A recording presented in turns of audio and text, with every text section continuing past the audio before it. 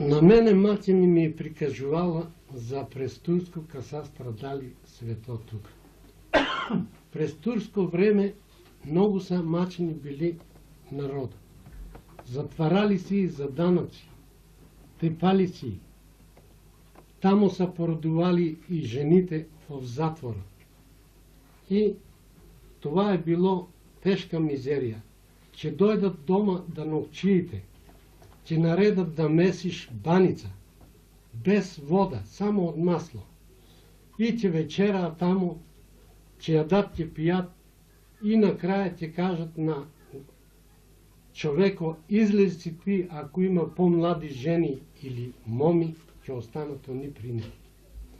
При тия гадни случаи, що се е случувало, имало и тогава некои свет, кои са мразили това и се супротивували на тая турска империя. Най-забележен Джорги Попстоянов. Той се е супротивувал на турците доста и е одил пешак во Скопие. Тамо се е жалил на валията, що се работи. И после дошло наредба, малко се облажила работата.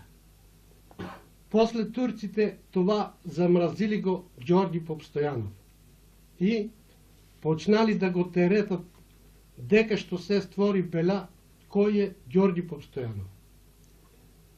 И подносят му некои таквия политички невинни работи, ама го обвинили и го затвара в Скопие в апцаната Крушумлия. Тамо е осуден он на 101 година. После това лежал тамо, що лежал он, и се повързува с царот султан, пратил му некое писмо на него и после 4 години го ослободува от затвора. Доди си тука и па не може да търпи тия неправдини. Тога е било пред църквата Соборо, ка се собрали, па он нещо дискусия водил против турците и ка си ошел дома от църквата, обградили му кащата, астер, имало астер во селото, имало и казарма турска.